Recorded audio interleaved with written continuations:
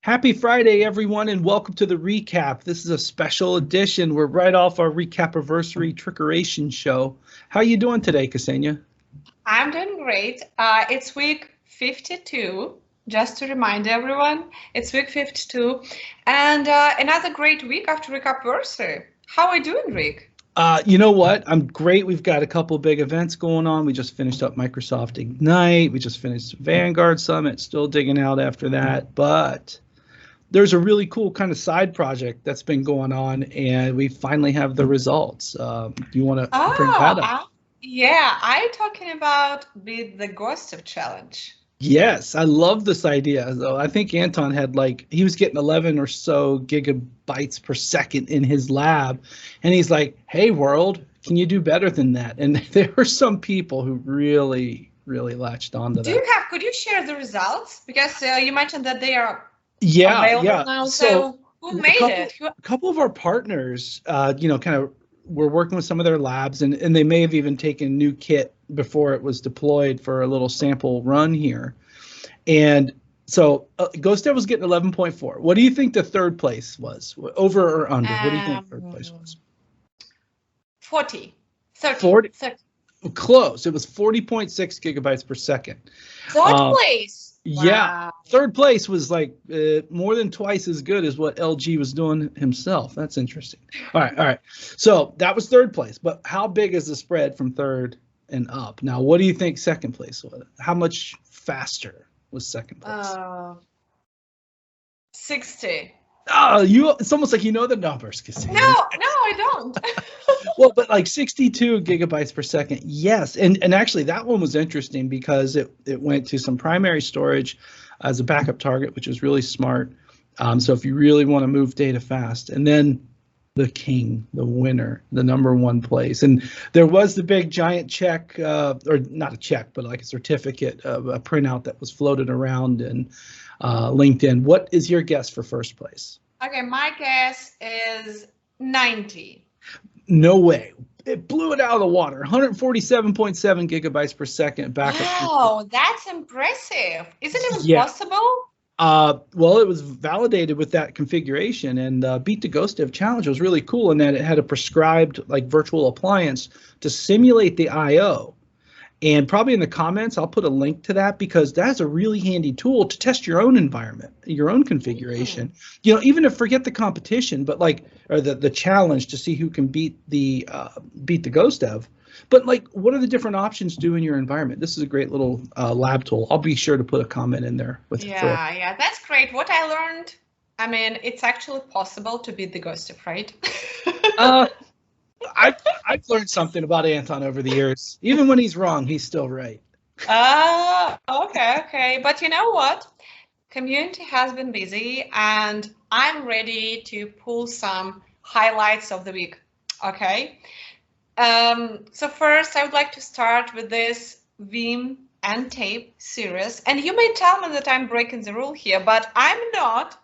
I am interpreting this as not breaking the rule, and it'll make sense on the second tab.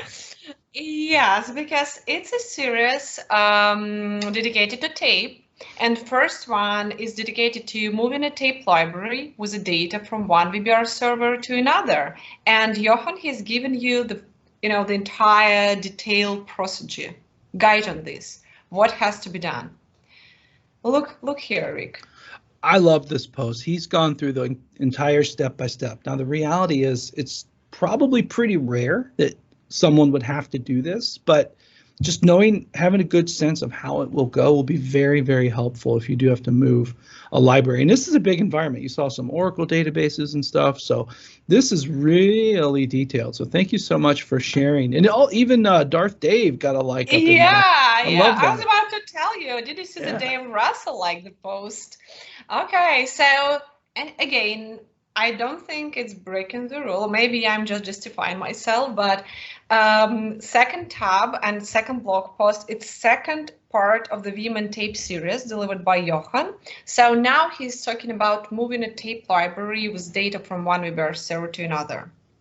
Yeah, and I love this whole part 1, part 2, because there is a character limit of how big these posts can be. So in my little world, that is not breaking the rule. This is one post. It just sits into after the recap anniversary when we saw the numbers, Wolfgang and Michael, how many times we broke the rule. We sharpened the saw a little bit. Yeah, yeah, okay, but I mean, we're trying to do better. Well, there's just too many good choices. Let's just say that. Okay, so I think we are ready to the next one. And this time, I believe this is the first post of Mark Polin, and he's talking about Veeam backup repository decompressed setting with pure storage flash array. Yeah, I love this. This is a big deal, right? By default, these repositories are going to have some built-in Veeam storage efficiency, the compression and such. So he is recommending, and this is coming right from the product management team. Mark is on. He's one of the architects for our alliance with Pure. Quickly gravitates to best practice and highly recommended. Played off of JD's post that he's shared down below. So thank you for sharing, Mark, and welcome to the Veeam Community Hub. Yeah, welcome, Mark. Okay, and the last pick, I just want to say it out loud. It was chosen by me. I know that Rick probably wouldn't allow me to include it, but that's great. And Rick here, I mean, you can tell Rick what you're talking here about. So it's all about ransomware, right?